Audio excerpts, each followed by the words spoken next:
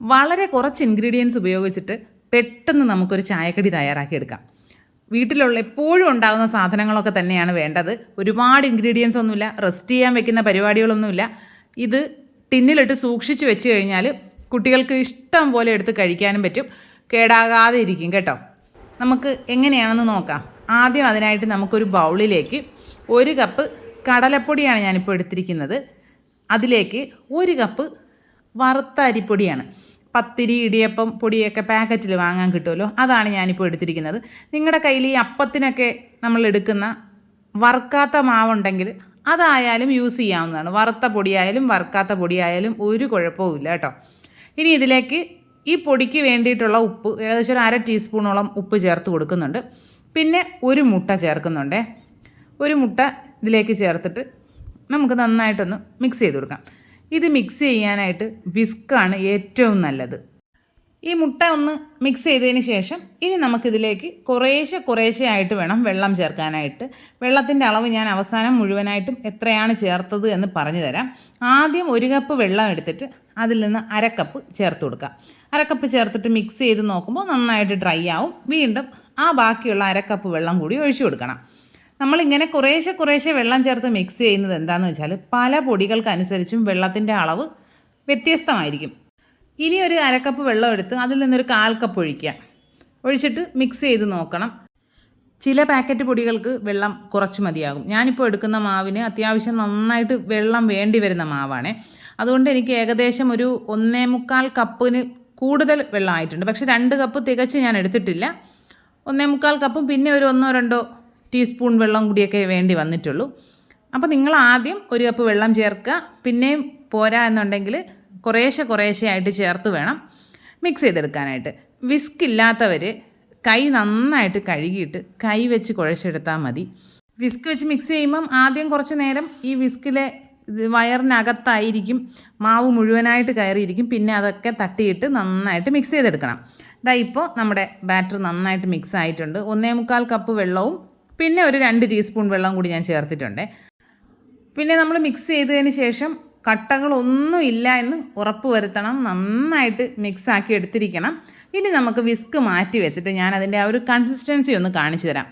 നമ്മൾ ഈ butter കേക്കിനൊക്കെ batter തയ്യാറാക്കില്ലേ, അതുപോലെ നല്ല സ്മൂത്തായിട്ടുള്ളൊരു ടെക്സ്ചർ ആയിരിക്കണം ഈ ബാറ്ററിന് വേണ്ടത്. ഒരുപാട് കട്ടിയായി പോവുകയോ ഒരുപാട് ലൂസാവുകയോ ചെയ്യരുത്. നമ്മളിങ്ങനെ ബാറ്റർ കോരി ഒഴിക്കുമ്പോൾ നല്ലൊരു ഫ്ലോയിങ് കൺസിസ്റ്റൻസി ആയിരിക്കണം. പക്ഷേ ഒരുപാട് ലൂസായി പോകാനേ പാടില്ല. ഇപ്പോൾ നമ്മുടെ ബാറ്റർ റെഡി ആയിട്ടുണ്ട്. ഇനി നമുക്ക് കുറച്ച് എണ്ണ ചൂടാക്കാനായിട്ട് അടുപ്പിൽ വയ്ക്കാം. ഞാനിപ്പോൾ ഒരു ഇരുമ്പ് ചട്ടിയാണ് എടുത്തിരിക്കുന്നത്. നമ്മുടെ ഇങ്ങനെയുള്ള നാടൻ പലഹാരങ്ങളൊക്കെ തയ്യാറാക്കാൻ എപ്പോഴും നല്ലത് ഇരുമ്പ് ചട്ടികൾ തന്നെയാണ്. അതിലേക്ക് വെളിച്ചെണ്ണ ഒഴിച്ച് പൊരിച്ചെടുക്കുകയാണെങ്കിൽ ഒരു പ്രത്യേക ടേസ്റ്റ് ആയിരിക്കും. ഇനി നമുക്ക് വേണ്ടത് 2 കണ്ണാപ്പ വേണം. ഇതിനെയാണ് കണ്ണാപ്പ എന്ന് പറയുന്നത്. നിങ്ങളുടെ നാട്ടിലൊക്കെ ഇനി എന്ത് പേരാണ് പറയുന്നതെന്ന് എനിക്കറിയില്ല കേട്ടോ. 2 എണ്ണം വേണം. ഒരെണ്ണം നമുക്ക് മാവ് ഒഴിക്കാനും ഒന്ന് നമുക്ക് എണ്ണയിൽ നിന്ന് കോരിയെടുക്കാനുമായിട്ടാണ് വേണ്ടത്. എണ്ണ നന്നായിട്ട് ചൂടായോ എന്ന് ആദ്യം നമുക്കൊരു തുള്ളി ഒന്ന് ഒഴിച്ച് നോക്കാം. അത് ചൂടായിട്ടുണ്ട്. ഇനി നമ്മുടെ ഈ 1 കണ്ണാപ്പ ഈ എണ്ണയുടെ മുകളിലേക്ക് വെച്ച് കൊടുക്കുക. എന്നിട്ട് വേറൊരു തവിയിൽ ഈ ബാറ്റർ കോരി ഇതിന് മുകളിലേക്ക് ഒഴിക്കുക. എന്നിട്ട് ആ തവി വെച്ചിട്ട് തന്നെ ഒന്ന് നമ്മൾ ദോശ കറക്കുന്നത് പോലെ ഒന്ന് കറക്കി കൊടുത്താൽ കുഞ്ഞി ബോൾസായിട്ട് എണ്ണയിലേക്ക് വീണോളും. നമ്മൾ ഈ വെള്ളം കൂടിപ്പോയാലുള്ള അവസ്ഥ എന്തായിരിക്കുമെന്ന് ഇപ്പോൾ ചിന്തിക്കാമല്ലോ. വെള്ളം കൂടിക്കഴിഞ്ഞാൽ ഇതിന് മുകളിലേക്ക് ഒഴിക്കുമ്പോൾ എല്ലാം കൂടി 4 സൈഡിൽ കൂടിയും താഴെ വീഴും. അതുകൊണ്ടാണ് വെള്ളം കൂടിപ്പോകരുത്, വെള്ളത്തിൻ്റെ അളവൊന്ന് ശ്രദ്ധിച്ചോളണമെന്ന് പറയുന്നത്. ലഡു ഉണ്ടാക്കാൻ നമ്മൾ ബൂന്തി ഉണ്ടാക്കി എടുക്കുന്ന അതേപോലെയാണ് ഇതും ചെയ്തെടുക്കുന്നത്.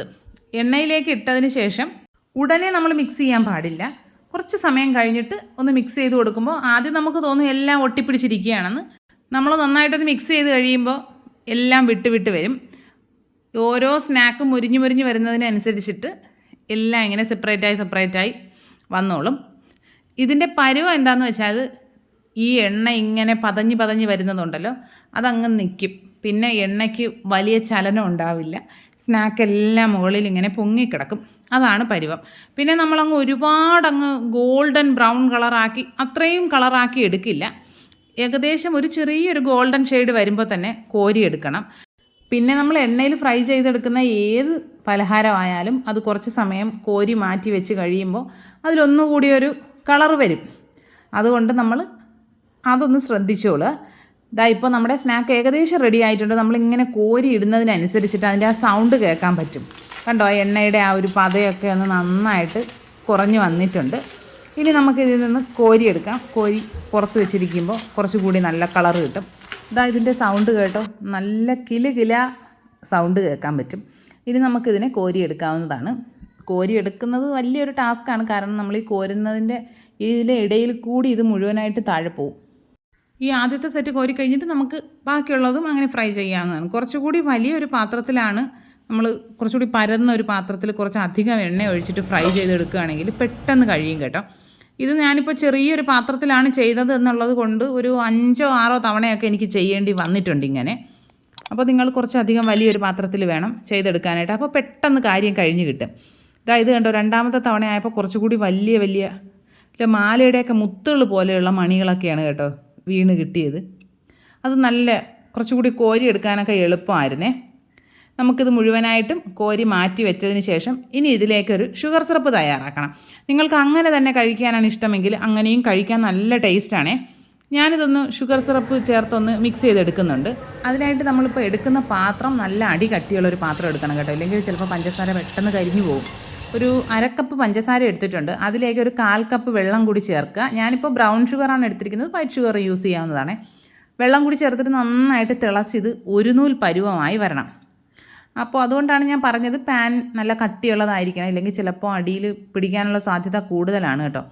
ഇപ്പോൾ നമ്മുടെ പഞ്ചസാര ഒരു നൂൽ പരുവമായിട്ടുണ്ട്. ഒരുപാടങ്ങ് നമ്മൾ ഒരു നൂല് വരുന്നത് വരെ കറക്റ്റ് എങ്ങനെ വെക്കണമെന്നില്ല. ചെറുതായിട്ടൊരു നൂല് വന്ന് തുടങ്ങുമ്പോൾ തന്നെ നമ്മൾ ഫ്ലെയിം ഓഫ് ചെയ്യാം, കാരണം പാത്രത്തിൻ്റെ ചൂടിലിരുന്നിട്ട് കുറച്ചുകൂടി അതൊന്ന് തിക്കായി വരും. ഇനി നമ്മൾ ഫ്രൈ ചെയ്ത് വെച്ചിരിക്കുന്ന സ്നാക്കിൽ ഇപ്പോൾ 3/4 ഭാഗത്തോളമേ ഞാൻ ചേർക്കുന്നുള്ളൂ കേട്ടോ. എൻ്റെ മോൾക്ക് പഞ്ചസാര അത്ര താല്പര്യമില്ലാത്തതുകൊണ്ട് പുള്ളിക്കാരിക്ക് കുറച്ച് ഞാൻ മാറ്റി വെക്കുന്നുണ്ട്. എന്നിട്ട് ബാക്കിയുള്ളതിലേക്ക് ഷുഗർ സിറപ്പ് മുഴുവനായിട്ട് ഒഴിച്ചു കൊടുക്കണം. ആദ്യം കുറച്ച് ഞാൻ ഇതിലേക്ക് ഇട്ടിട്ട് ഷുഗർ സിറപ്പ് ഒഴിച്ചു കൊടുത്തിട്ട് ബാക്കി കുറച്ചുള്ളത് കൂടി അതിലേക്ക് ഇട്ട് കൊടുത്തിട്ട് ഷുഗർ സിറപ്പ് മുഴുവനായിട്ടും ചേർത്ത് നല്ലതുപോലെ മിക്സ് ചെയ്യുകയാണ്.